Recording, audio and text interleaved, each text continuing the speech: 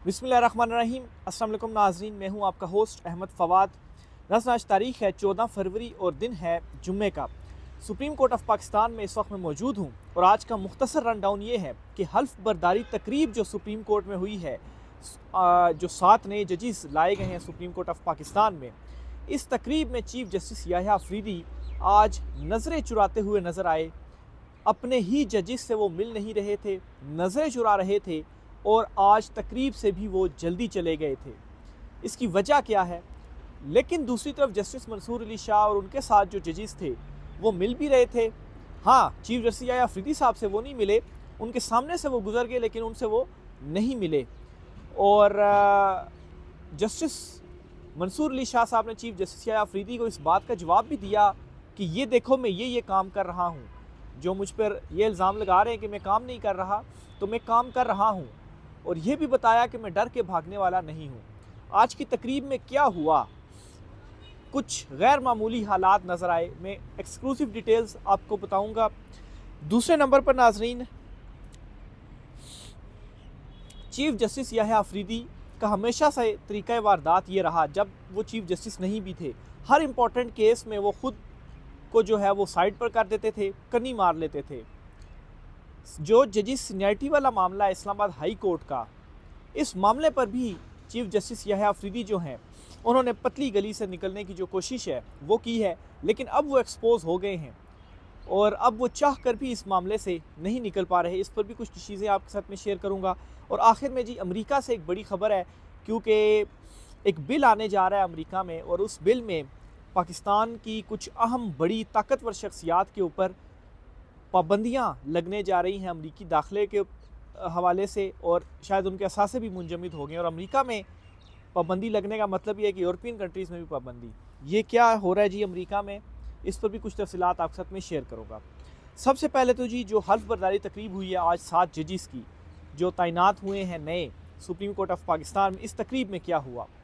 पहले तो मैं आपको ये बताता चलूँ जी कि इस्लामाबाद हाई कोर्ट के जज जस्टिस मोहसिन अख्तर कियानी भी इसमें मौजूद थे। जस्टिस मंसूर अली शाह, जस्टिस अतर मिन अल्लाह, ये भी इस तकरीब के अंदर मौजूद थे। हाँ, आइनी बेंच के जो सरबराह हैं वो इसमें मौजूद नहीं थे। और जस्टिस जमाल खान मंदोखेल जो थे वो जस्टिस मंसूर अली शाह के साथ मौजूद थे इस तकरीब में।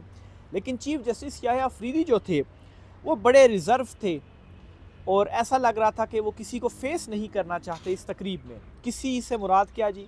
जस्टिस मंसूर अली शाह साहब आप ले सकते हैं। ज़ाहिर सी बात है, जो सुप्रीम कोर्ट ऑफ पाकिस्तान में हालात चल रहे हैं, बड़ी आसानी से ये अज्यूम किया जा सकता है। इवन के जस्टिस मंसूर और चीफ जस्टिस याह्या अफरीदी का आमना सामना भी हुआ, लेकिन उनके दरमियान मुसाफा तक नहीं हुआ। तो यहाँ से जी ये अंदाज़ा लगाया जा सकता है कि सुप्रीम कोर्ट ऑफ पाकिस्तान में इन दोनों जजेस के दरमियान हालात या जो जंग, सर्द जंग है, वो किस लेवल तक पहुँच चुकी है। यानी कि इस लेवल तक पहुँच गई है कि अब वापसी का भी कोई रास्ता नहीं है। बहरहाल जी, चीफ जस्टिस याह्या अफरीदी जो हैं वो इस तकरीब में बस उन्होंने कोट पहना हुआ था, आए और हल्फ लिया और हल्फ लेने के बाद वो जल्दी चले गए। इवन कि चाय तक उन्होंने नहीं पी। हालांकि जस्टिस मंसूर अली शाह साहब जो थे उन्होंने सहाफ़ियों से गुफ्तगू भी इस तकरीब के अंदर की। अब चीफ जस्टिस याह्या अफरीदी जो है वो क्यों इस तकरीब में रिज़र्व और किसी से ऐसा महसूस हो रहा था कि वो नज़रें भी नहीं मिलाना चाहते? होता है ना कि जब, मतलब है कि एक जनरल एग्जांपल आपको मैं देता हूँ, जब आप गलत साइड पर खड़े हों और आपका ज़मीर आपको ये बता रहा हो कि आप गलत कर रहे हैं, लेकिन फिर भी आप उस साइड पर खड़े हों और आपका जो सामने वाला बंदा होता है वो सही साइड पर होता है और वो हार रहा होता है, बज़ाहिर हार रहा होता है, लेकिन असल में वो जीत रहा होता है। लेकिन वो चूँकि दुरुस्त सिमत में खड़ा होता है तो वो बड़ा मुतमईन होता है। लेकिन जो दूसरी तरफ है, बेशक उसके पास ताकत है, इख्तियार है और वो बज़ाहिर जीत भी रहा हो, लेकिन वो मुतमईन नहीं होता। तो आज की तकरीब में यही नज़र आया कि चीफ जस्टिस याह्या अफरीदी जो हैं वो नज़रें नहीं मिला पा रहे थे और मुतमईन नज़र नहीं आ रहे थे। और जब बंदा अंदर से मुतमईन होता है और सारे जो है वो उसके आसपास होते हैं, एक खुशी होती है। दरअसल चीफ जस्टिस का होता है, खुशी होती है इंसान को, लेकिन वो खुशी आज नज़र नहीं I chief justice Yahya Afridi के फेस के ऊपर। इसीलिए वो आज जल्दी भी चले गए तकरीब से। साफ़ियों तक से उन्होंने जो गुफ्तगू है वो नहीं किया, हालांकि ख़ुद साफ़ियों को बुलाकर वो ब्रीफिंग देते हैं। आज उन्होंने साफ़ियों से भी गुफ्तगू नहीं की। दूसरी तरफ जस्टिस मंसूर अली शाह साहब ने गुफ्तगू की है और उस गुफ्तगू में उन्होंने एक बड़ा चैलेंज दिया है चीफ जस्टिस याह्या अफरीदी को। पहले तो जी आपको बताऊं जी, उनकी जो गुफ्तगू है उसमें उन्होंने क्या क्या कहा है। जस्टिस मंसूर अली शाह साहब से एक सहाफ़ी ने सवाल पूछा कि आपके अगेंस्ट सुनने में आ रहा है कि रेफरेंस आ जाएगा आपके अगेंस्ट और एक और सीनियर जज के अगेंस्ट। तो उन्होंने कहा कि ठीक है, आने दे रेफरेंस, कुछ गलत नहीं किया तो रेफरेंस का डर क्यों, अल्लाह मालिक है, किसी से कोई ज़ाती अनाद या इख्तलाफ नहीं है। ये जस्टिस मंसूर अली शाह साहब ने कहा। उन्होंने मज़ीद ये कहा जब रेफरेंस आएगा तो तब इस हवाले से देखा जाएगा। फिर इसके अलावा जी जस्टिस मंसूर अली शाह साहब ने मज़ीद कहा कि कमरे में मौजूद हाथी किसी को नज़र ना आए तो क्या कर सकते हैं, बाकी तमाम जजिस के साथ मुलाकात होती है, इकट्ठे चाय भी पीते हैं।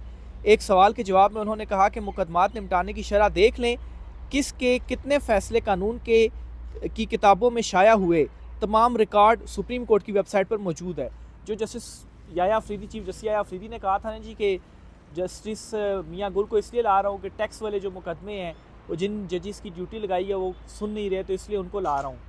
तो जस्टिस मंसूर अली शाह साहब ने कहा है कि आप देख लें, सुप्रीम कोर्ट की वेबसाइट पर मौजूद है रिकॉर्ड कि कौन ज़्यादा केसेस निपटा रहा है। तो ये जवाब था चीफ जस्टिस याया अफरीदी को।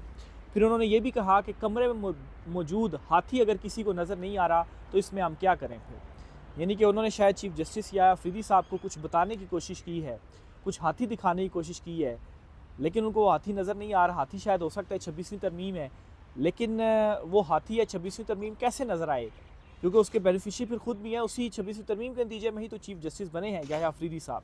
तो जस्टिस मंसूर अली शाह साहब ने आज ये खुलकर कुछ जो बातें हैं वो की हैं। सिर्फ इतना ही नहीं बल्कि जस्टिस मंसूर अली शाह साहब ने सबसे इम्पॉर्टेंट बात जो उन्होंने की है, जो जितनी भी उनकी गुफ्तगू थी, उन्होंने कहा, उनसे जब ये पूछा गया कि जस्टिस मंसूर अली शाह से जब पूछा गया कि चीफ जस्टिस कहते हैं आप दो जजिस घबरा गए हैं, तो जस्टिस मंसूर अली शाह ने मुस्कुराते हुए अपने हाथों की तरफ इशारा करते हुए कहा, देखें हम इस कदर घबरा गए हैं कि हमारे हाथ भी कांप रहे हैं। यानी कि ये तंजिया लहजे में उन्होंने कहा। चीफ जस्टिस साहब ने कहा ना वो घबरा गए हैं, शायद इसलिए केसेस नहीं सुन रहे या पीछे हो गए हैं क्या। उन्होंने क्या एक तंजिया और मज़ाहिया लहजे में कहा, देखें जी हमारे हाथ जो हैं वो घबरा गए हैं। इसीलिए उन्होंने कहा है कि हम पीछे नहीं हटने वाले, हम इस सिस्टम के अंदर रहकर इसका मुकाबला करेंगे और जहाँ तक हो सकेगा हम डटे रहेंगे। फिर जी मज़ीद उन्होंने ये कहा, उनसे सवाल पूछा गया जस्टिस मंसूर अली शाह से कि सर क्या दीगर जजिस भी आपके साथ हैं, जिस पर जस्टिस मंसूर अली शाह ने कहा देखें ये हैं ना। उनके साथ जस्टिस अकील अब्बासी मौजूद थे। जस्टिस मंसूर अली शाह का जस्टिस अकील अब्बासी के कंधे पर हाथ रखते हुए जवाब, ये तो यहाँ चाय पीने आए हैं, ये सहाफ़ी ने कहा। तो इस पर जस्टिस मंसूर अली शाह ने कहा, जस्टिस अकील अब्बासी ने कहा कि आप फिर शायद मुझे जानते नहीं हैं।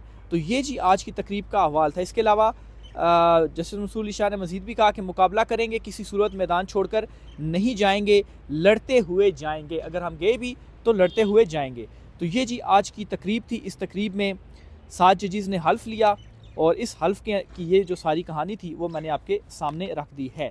दूसरी ख़बर जी जो आपके साथ शेयर करनी है वो जस्टिस मंसूर अली शाह साहब जो एक उनका एक रहा है हमेशा से कि इम्पॉर्टेंट मामलों से वो बड़े खूबसूरती के साथ ख़ुद को अलहदा कर लेते थे। अब जी जो सीनियरिटी वाला मामला आया है इसमें चीफ जस्टिस याया अफरीदी साहब ने भी बड़ी खूबसूरती से ख़ुद को अलहदा किया, लेकिन इस मरतबा वो पकड़ाई में कैसे आगे हैं कि जो तरीक़ा वारदात एक ही तरीक़ा वारदात अगर हर मरतबा इस्तेमाल किया जाए तो बिल आखिर वो पकड़ाई जाते हैं। जो सहाफ़ियों के साथ मीटिंग हुई थी उस मीटिंग में चीफ जस्टिस याया अफरीदी साहब ने बिटवीन द लाइन कहा था जी कि एक मखसूस जज के नाम के ऊपर मैंने जो एतराज़ है वो किया, और जस्टिस टोगर की तरफ जाहिर सी बात है उनका इशारा था कि ये सीनियरिटी में नहीं आने चाहिए।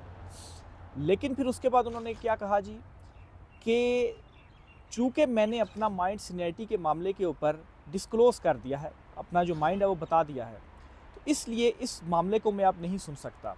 मतलब क्या हुआ कि सुप्रीम कोर्ट ऑफ पाकिस्तान में इस वक्त एक दरख्वास्त भी मौजूद है और हो सकता है कि 5 जो जजेज़ हैं इस्लामाबाद हाई कोर्ट के, उनकी जो रिप्रेजेंटेशन है जो कि मुस्तरद की गई है इस्लामाबाद हाई कोर्ट के चीफ जस्टिस आमिर फ़ारूक साहब ने, वो भी चैलेंज करने जा रहे हैं सुप्रीम कोर्ट ऑफ पाकिस्तान में। तो वो सीनियरिटी का जब मामला आएगा सुप्रीम कोर्ट में चैलेंज होगा, दरख्वास्त टेकअप होगी, तो चीफ जस्टिस याया अफरीदी जो हैं वो इस दरख्वास्त को नहीं सुनेंगे। क्यों नहीं सुनेंगे, इसकी रीज़न क्या देंगे जी कि जो जुडिशल कमीशन का इजलास हुआ था उस इजलास में मैंने अपना माइंड डिस्क्लोज़ कर दिया और एक मखसूस जज के ऊपर मैंने एतराज़ कर दिया, सीनियरिटी में इनकी जो सीनियरिटी है वो नहीं बननी चाहिए। उससे क्या होगा, मुझे वो केस भी नहीं सुनना पड़ेगा और दीगर कोई बेंच बन जाएगा, वो केस सुनेगा, सीनियरिटी का मामला क्लियर हो जाएगा और उसके बाद जस्टिस डोगर ही सीनियर जज होंगे और वो chief justice Islamabad high court बन जाएंगे। इससे क्या होगा कि मैं भी साइड पर हो जाऊँगा और जो मुद्दा है, जो मसला है वो भी हल हो जाएगा और वही सीनियर रहेंगे और वही चीफ जस्टिस बन जाएंगे। लेकिन अब ये जो तरीका वारदात है ये जी मैं समझता हूँ अब पुराना हो गया है।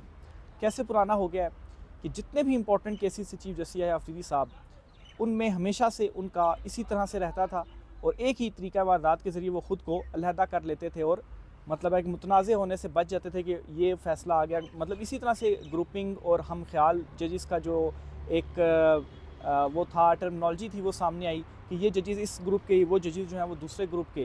तो चीफ जस्टिस या अफरीदी जो है वो हमेशा से ख़ुद को बिल्कुल साइड पर ही उन्होंने रखा। तो इस मामले के ऊपर भी बज़ाहिर तो उन्होंने ये तासुर देने की कोशिश की जी कि मैं तो ख़िलाफ़ हूँ सीनियरिटी के, लेकिन बड़े तरीके से उन्होंने ख़ुद को अलहदा भी कर लिया। और अब दीगर बेंच जो सुनेगा, अगर सीनियरिटी का मामला हल होता है तो फिर क्या होगा जी, जस्टिस डोगर ही सीनियर होंगे और उन्हीं को चीफ जस्टिस जो है वो बना दिया जाएगा। तो ये दूसरी खबर थी जी जो मेरी ऑब्जर्वेशन थी, मैंने आपके साथ शेयर की। इसके साथ ही जी पीका कानून जो मंजूर हुआ है, इस पर भी बड़ा जो जर्नलिस्ट कम्युनिटी है उनकी तरफ से बड़ा रिएक्शन आ रहा है। हामिद मीर साहब ने तो कह दिया जी कि इनडायरेक्ट मार्शल लॉ ही इस वक्त नाफज है और ये पीका जो कानून है ये उसकी एग्जांपल है। बहरहाल इसमें आलमी सतह के ऊपर भी जो रद्दअमल है वो आ रहा है और IFJ international federation of journalist जो हैं, ये ओवरऑल पूरी दुनिया में ये एक फ़ेडरेशन है और इनकी जो मुंतखब जो नुमाइंदा हैं एक, वो पाकिस्तान पहुँच चुकी हैं और एहतजाज होने जा रहा है आज सहाफ़ियों का पार्लियामेंट हाउस के बाहर। इस एहतजाज में वो शिरकत करेंगी। तकरीबन कोई 6 लाख के करीब बताया जाता है जी कि सहाफ़ी जो है वो इसके मेंबर्स हैं और ये आलमी सतह पर भी एक जो बड़ी आवाज़ है वो उठ चुकी है और पार्लियामेंट के बाहर ये जो पीका कानून है इसके अगेंस्ट जो एहतजाज है वो होने जा रहा है और इस तरफ से जो सारी सहाफ़ी बरादरी है वो भी इस पीका कानून के अगेंस्ट खड़ी हो चुकी है। तो इस वक्त जी मुसलसल जो प्रेशर है वो बढ़ता जा रहा है, आलमी दबाव भी आ रहा है, अदलिया से भी दबाव अंदर से बढ़ रहा है। हालांकि कंट्रोल कर लिया गया है सब कुछ, लेकिन कंट्रोल होने के बावजूद भी चीज़ें कंट्रोल नहीं हो रही। सहाफ़ियों से भी रद्द-ए-अमल आ रहा है, अवाम का भी जो रद्द-ए-अमल है वो आ रहा है और ये हर तरफ से इस वक्त फंस चुके हैं, यानी कि मुकम्मल तौर पर ये एक्सपोज हो गए हैं। और ऊपर से क्या हो रहा है जी कि अमेरिका में एक आप समझें कि करारदाद या एक जो बिल है वो लाया जा रहा है। इस बिल की भी आपको कहानी में बताता हूँ जी। ये बेसिकली पाकिस्तान डेमोक्रेसी एक्ट है जो कि जो विल्सन ये पेश करने जा रहे हैं और इन्होंने इस हवाले से एक ट्वीट भी की है। ये ट्वीट आपके सामने मैं पहले पढ़कर सुनाता हूँ जी। I am grateful to share that I am drafting the Pakistan democracy act to ban from the United State those in the Pakistan military government responsible for the wrongful persecution and imprisonment of Imran Khan, thank you. यानी कि जो इमरान खान साहब की को कैद करने में जाली तरीके से उनको कैद में रखने के, केसेस बनाने के, इन सारी चीज़ों में इन्वॉल्व हैं, या ये जो रिजीम है या फॉर्म 47 वाले हैं, या फॉर्म 47 में भी तो खैर यही कुछ ही हुआ सारा। यानी कि फॉर्म 47 के आए और फिर उसके बाद कैसे मुबैना जो धांधली है वो हुई और फिर जो चुंतखब हुकूमत है वो बनी। तो ज़ाहिर सी बात है सारी रिजीम तो वही है ना। तो इसके अगेंस्ट जी करने ये जा रहे हैं जो विल्सन, वो एक एक्ट ला रहे हैं और इसे मंजूर करवाया जाएगा। और अगर ये एक्ट मंजूर हो जाता है तो इसका मतलब ये है कि कुछ ताकतवरों के ऊपर पाकिस्तान में जो पाबंदी है वो लगने जा रही है। और इसमें जी बाकायदा तौर पर उन्होंने जो अल्फाज इस्तेमाल किए वो मैं एक मरतबा फिर से आपके सामने रखता हूँ। Pakistan military government, Pakistan military government, यानी कि उन्होंने तो ट्वीट के अंदर ये लिख दिया कि पाकिस्तान में इस वक्त जो है वो मिलिट्री गवर्नमेंट है। और शहबाज शरीफ को उन्होंने जो इमरान खान साहब अदली या चुंतखब कहते हैं वो उन्होंने इन बिटवीन द लाइन जो है वो कह दिया है। तो अगर ये इंडिविजुअल के ऊपर पाबंदी लगती है तो इस पाबंदी का मतलब ये होगा कि ना सिर्फ अमेरिका में पाबंदी, दाखिले पर पाबंदी, बल्कि हो सकता है असासे भी मुंजमद हो जाएँ। और अमेरिका में पाबंदी का मतलब ये है कि पूरे यूरोप में ही पाबंदी है। तो ये बहुत बड़ा दबाव है जी जो इस वक्त इनके ऊपर डलता जा रहा है। IMF की टीम आज मिलेगी, जो वफ्द है जो सुप्रीम कोर्ट बार एसोसिएशन है जी, इससे IMF का वफ्द मिलेगा और चीफ जस्टिस अफरीदी से जो मुलाकात हुई है बज़ाहिर उससे वो मुतमईन नहीं थे तो अब इस वक्त से भी वो मिलेंगे। देखें इस वक्त की मुलाकात से क्या निकलता है, आपके साथ चीज़ें जो है वो मज़ीद भी शेयर करते रहेंगे। आज के व्लॉग से इतना ही, राय का इज़हार कीजिएगा। इजाज़त दीजिए, अल्लाह हाफ़िज़।